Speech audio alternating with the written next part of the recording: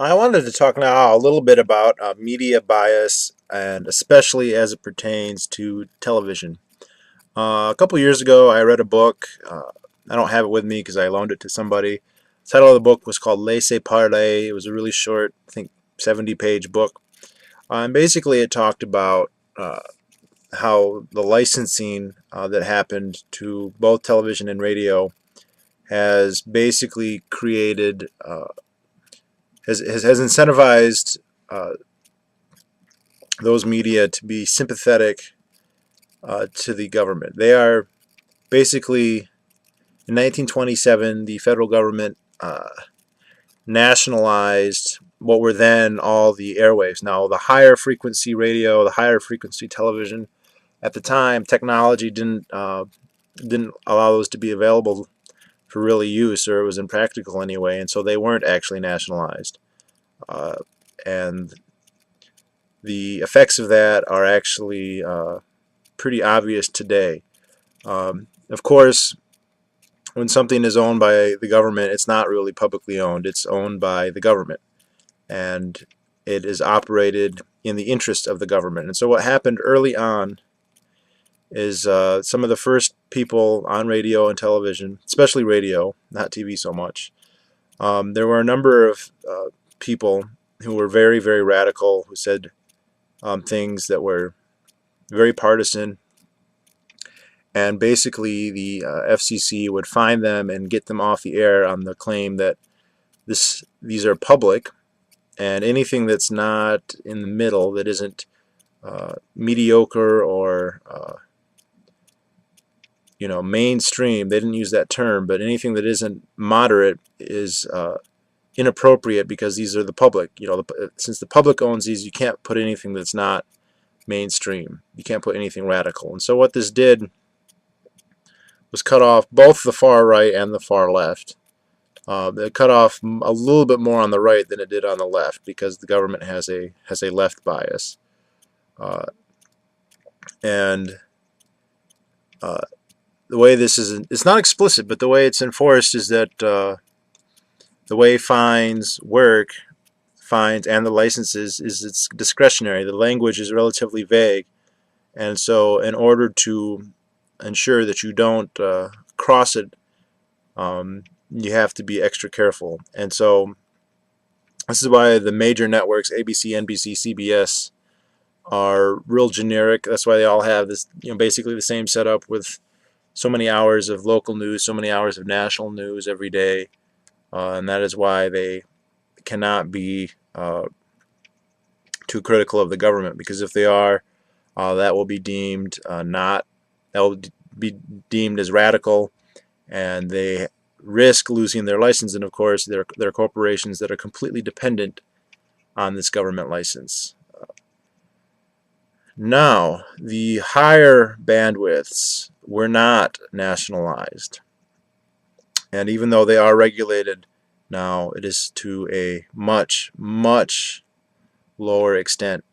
And anyone who has listened to shortwave radio will notice the difference. The stuff you hear on shortwave is way different than the stuff you hear on the lower bandwidths.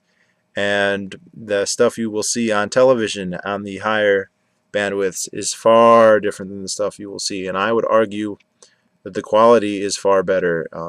I remember once, a couple years ago, I was in a movie store where you rent movies, and somebody went and asked one of the workers there. They said, "I'm looking to watch a television show. I don't know what kind. Do you have any suggestions?" And he said very, very bluntly, there's nothing that's really any good, at least on the main networks. However, HBO, Showtime, the pay channels, the ones that didn't exist until long after this period, because some of their programs are excellent. And he's absolutely correct about that. If you look, all the best shows are on the higher end spectrum, and these are the less regulated. And I also think it's interesting because if you watch the ABC, NBC, CBS's, it seems like pretty much every show, it's not literally every, but almost every show is like a police drama, or a crime detective drama where every single, all the characters are government workers.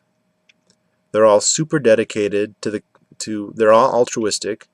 They're whiz kids supermen who, when they hear about a crime, they just work 24/7, and they really care about justice, and they really uh, do their best. And if there's ever a corrupt police officer, that's an antagonistic person. That's somebody who is the villain that they, will usually get rid of somehow. And they always rush in at the people are about to get murdered, and usually in the last 10 minutes of the show, when they'll show up at the last second and stop them and save the day. And of course, this is pure fantasy. Most people consciously know this, and yet when you talk to them about police and the government, they will almost always describe the government in these terms. They will portray it as something that actually functions in this way, even though they actually know better, even though they're aware that this isn't actually the case.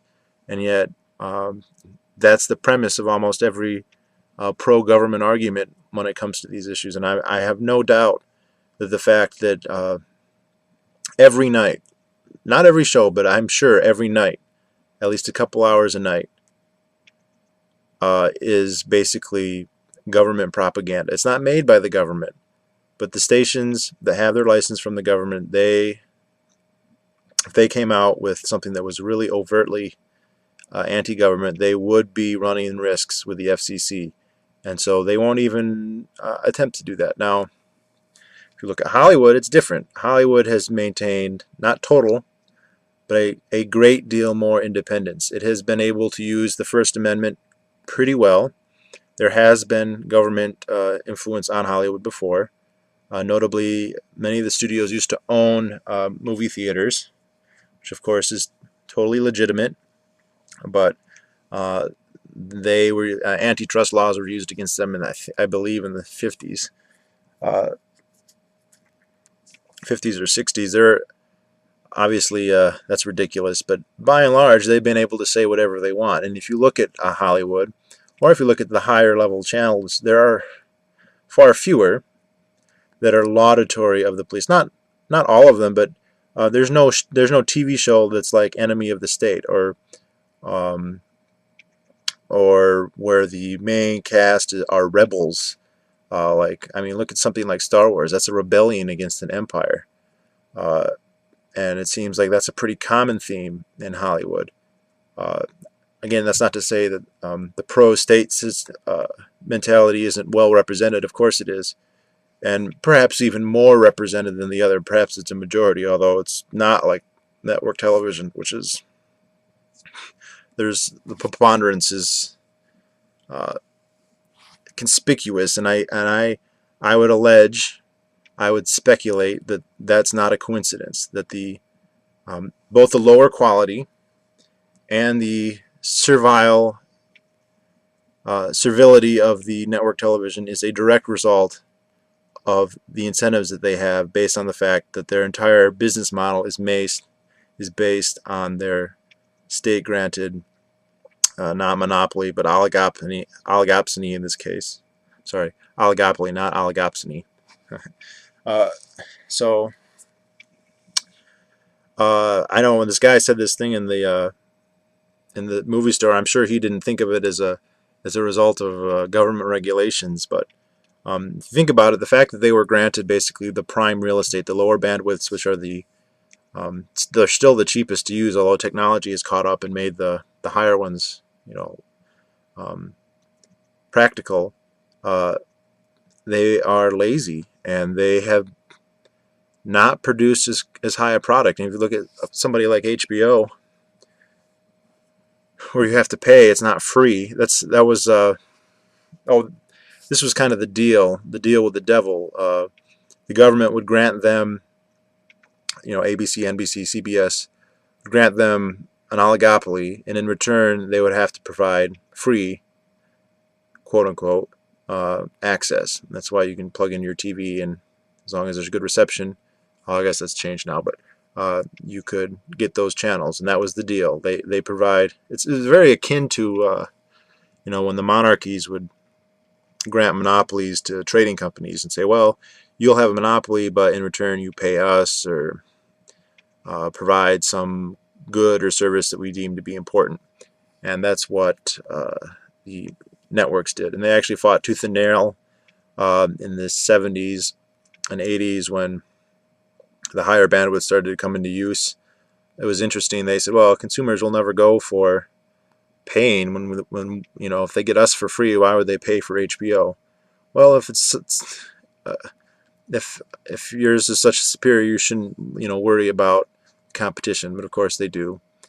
And so this is one of those subtle but significant interferences in the economy from the government that even lots of libertarians are kind of oblivious to, but it's there. And I think it explains a lot, actually. I think it's why Hollywood is a lot better. And if you look, it's hard to gauge because they do have a huge share of the market just by virtue of owning those bandwidths. Not owning, they don't own them, the state owns them, but having a monopoly license to them, it's hard to gauge how popular they are. But if you look in foreign countries, which media are most popular from America, there's no question that the movies that Hollywood produces and then the shows that are on HBO and Showtime. So a lot of Soprano fans, a lot of Dexter fans, uh, a lot of Star Wars. I mean, the Hollywood is like one of our best exports in music. Not many people are watching whatever the retarded police dramas are, at least relative to the other ones outside. And so I think that's a pretty good demonstration. Yeah. So even though it's classic where the monopoly actually makes the producer worse. So I just thought that would be a little interesting aside.